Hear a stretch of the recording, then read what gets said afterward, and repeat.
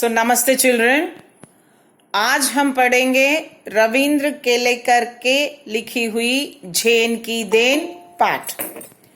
तो इस पाठ में आपके लिए है कि मानसिक तनाव को कैसे दूर किया जाए। तो अगर आप कभी तनाव फील करते हो, आपको लगता है कि आपका सिर में दर्द हो रहा है या कुछ सूझ नहीं रहा है, कहीं सबके बीच में रहने का मन नहीं करता है, तो उस समय आप क्या करोगे? हम सब क्या करते हैं? सर फटा जा रहा है तो थोड़ा सा बाम लगाते हैं, या एक कप चाय पीते हैं, या कोई अच्छी सी स्लो धीमी आवाज वाली या धीमी संगीत वाली गाने या संगीत सुनते हैं। लेकिन रविंद्र केलेकर एक बार जापान गए थे, तो वहां पर उन्होंने देखा कि जितने भी लोगों को ये मिले उसमें 80% लोग, 80% पीपल, इनको लगा कि ये कुछ तनाव से गुजर रहे हैं, या इनको कोई मानसिक दबाव है या कोई मानसिक बीमारी है, ऐसा इनको लगा। तो जिन दोस्त के पास ये रुके थे, लेखक ने उस मित्र से पूछा कि जापान में अधिकतर बीमारियां किसके लिए होती हैं। आप देखिए, अगर भारत में लेंगे आप, अधिकतर बीमारी यहाँ पर या तो आजकल कैंसर हुआ है या दिल की बीमारी होती है, हार्ट अटैक। जब केलेकर ने उस मित्र से पूछा कि जापान में कौन सी ऐसी बीमारी है जो आपके पूरे देश को सता रहा है, या अधिकतर लोग किस बीमारी के शिकार है, तो मित्र ने बताया ये मानसिक रोग है। कौन सी बीमारी है इनके लिए? मानसिक रोग। मानसिक रोग क्या होता है? Psychological disease. तो ये लेखक ने पूछे कि ऐसा क्यों है? 80% पीपल साइकोलॉजिकल बीमारी से क्यों पीड़ित है? मानसिक रोग इनको क्यों हुआ है? तो उस मित्र ने बताया कि 1945 में जहां पर दूसरा विश्व युद्ध हुआ, उस समय अमेरिका ने जापान पर बम फेंका था, हिरोशिमा और नागासाकी पर। तो उस समय पूरा जापान अधिकतर ध्वस्त हो गया, नष्ट हो गया। तो उस हानि से उभरने के लिए और अमेरिका से प्रतिस्पर्धा करके, अमेरिका को दिखाने के लिए कि वे अमेरिका से बहुत आगे जाएंगे, ये प्रतिस्पर्धा के कारण जापान के लोग बस दिन रात काम करने लगे। वो कैसे काम करने लगे? 30 दिन का काम वो एक दिन में करने लगे। तो कितना मुश्किल बात है, 30 दिन का काम एक दिन में। हम 4 घंटे का काम 1 घंटे में करने में परेशान हो जाते हैं, वो 30 दिन का काम एक दिन में करना शुरू किए। तो उनको स्पीड अप करना पड़ा, हर चीज को रशअप करना पड़ा। तो इसके कारण वो इतने फास्ट काम करने लगे मानो कि इनके दिमाग में कोई स्पीडो इंजन लगा दिए। वैसे ही इंसान का दिमाग बहुत तेज चलता है, वो यहाँ पर है, उसका दिमाग कहीं और रहता है। आप क्लास में रहते हो, घर में मम्मी क्या बना रही है, कौन आया है, मम्मी कहीं जा रही है क्या, इस पर हमारी चिंता होती है। तो इस स्पीडो इंजन के कारण इनके काम का रफ्तार इतना बढ़ गया कि ये लोग एक दूसरे के साथ बात करने के लिए भी इनके पास समय नहीं था। वो अपनी भावनाओं को दबा रहे थे। उनको दुख हुआ तो वो उसको एक्सप्रेस नहीं कर रहे थे, दुख दबा रहे हैं और काम कर रहे हैं। खुशी हुई किसी के साथ, उन्होंने उस खुशी को बांटा नहीं, सोचा काम के बाद बांटेंगे, और काम के बाद इनके पास समय ही नहीं है, काम के बाद की बात है ही नहीं। और इस कारण अपनी मन की भावनाओं को किसी के सामने बताने का या किसी के साथ अपनी फीलिंग्स को शेयर करने का इनकी आदत चली गई। उससे क्या हो गया, एक तरह से दिमाग में तनाव बढ़ते गया। एक तो काम का टेंशन, ऊपर से ये, तो इतना तनाव बढ़ गया कि आज जापान के लोग चलते नहीं है, बस दौड़ते हैं, बात नहीं करते, बकते हैं। मतलब कोई सुनने वाला मिला तो अपनी भावनाओं को सभी एक्सप्रेस करना चाहते हैं, दर दर दर दर दर। तो सामने वाला सुन रहा है नहीं सुन रहा है, इनको कोई फर्क नहीं पड़ता। ये भी बोलेगा ये भी बोलेगा, बस बक बक करते रहते हैं। और अगर कोई नहीं मिला तो वो स्वयं से बात करना शुरू कर दिए, अपने आप में बोलने लगे, वो भी धीरे धीरे नहीं, बक बक बक बक। तो आप अगर जापान में जाते हो, अभी बहुत सुधर गया है, पर जिस समय ये कहानी लिखी गई थी उस समय अगर आप जापान में जाते हो, आप देखोगे कि लोग अपने आप में बात करते हुए जा रहे हैं। आजकल भी आपको दिखता है, लोग वो कान में लगाते हैं ना, ईयरिंग है कुछ, फिर फोन को अटैच करते हैं, फोन कहीं जेब में रहता है, ये बात करते हुए जाता है, देखने वाले को लगता है कि अपने आप कुछ बड़बड़ा रहा है। तो यह हालत जापान वालों की हो गई। तो लेखक ने पूछा ऐसा क्यों? मित्र ने यही बताया, इनके लिए काम ही सब कुछ है और कुछ नहीं। वो अमेरिका को नीचा दिखाने के लिए, उसके साथ प्रतिस्पर्धा करने के लिए बस काम करते गए। तो इस तनाव से दूर करने के लिए इनको एक विधि मिली, पद्धति मिली।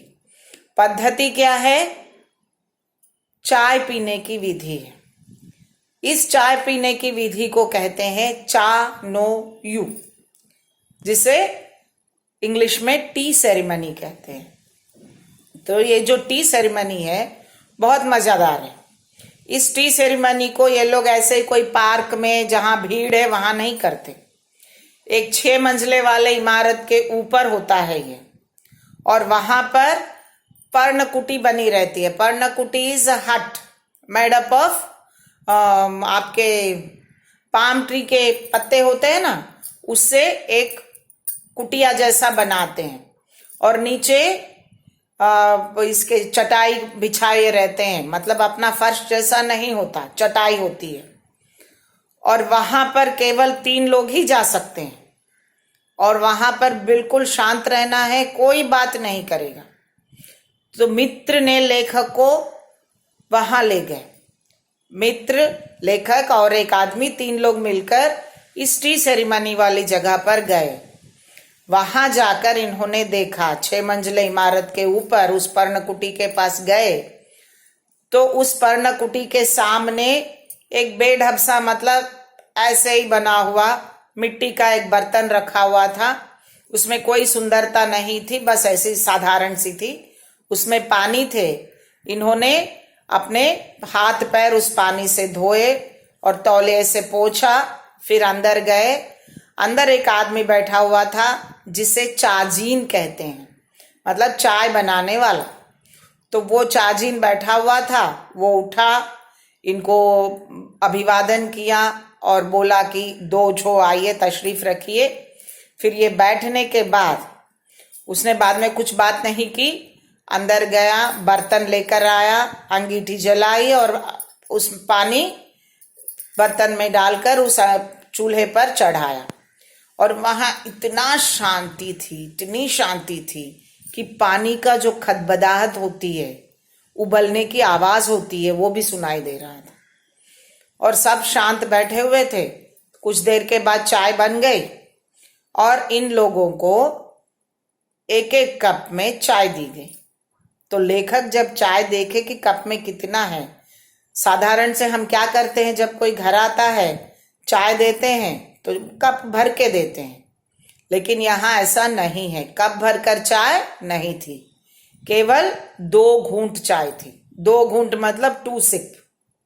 हम लोग 2 सिप में उसको पी लेते हैं, तो उतनी सी ही चाय उस कप में थी।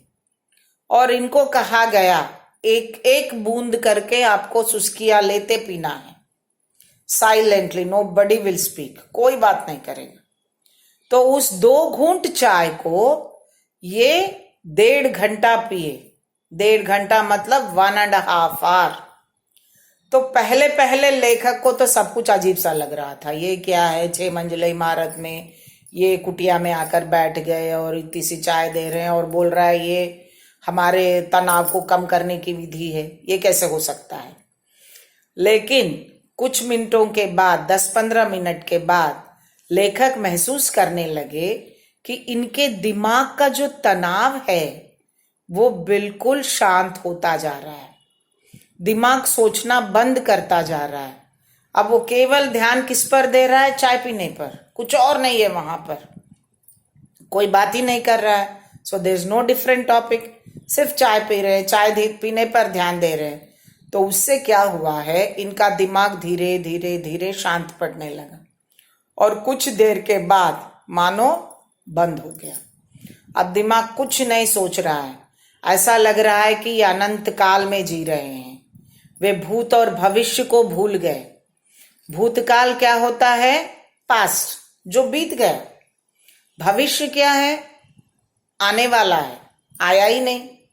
तो हमें किस पल में जीना है? वर्तमान में, जो अब हो रहा है उसमें जीना है।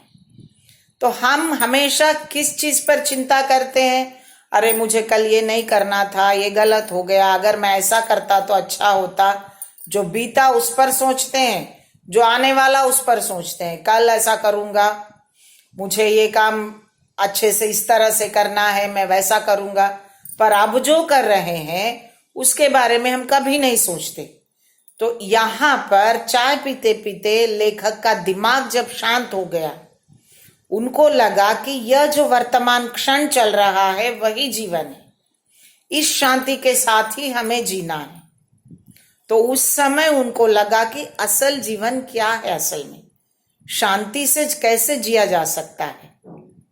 हम वर्तमान और भविष्य को एक कदम पीछे रखकर अगर जीवन में आगे बढ़ने में वर्तमान को ही सीधा रखते हैं, भूत और भविष्य को पीछे रखो, थोड़ी देर के लिए वर्तमान के बारे में सोचो।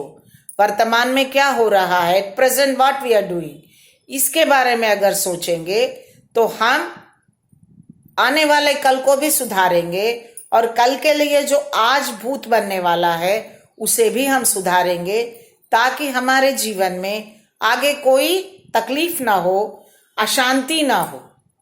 तो ये चाय पीने की विधि झेन नाम की एक आदमी ने जापान वालों के लिए बनाई, क्योंकि उस समय जापान के लोगों को देखकर वहां का सरकार भी डर गया था।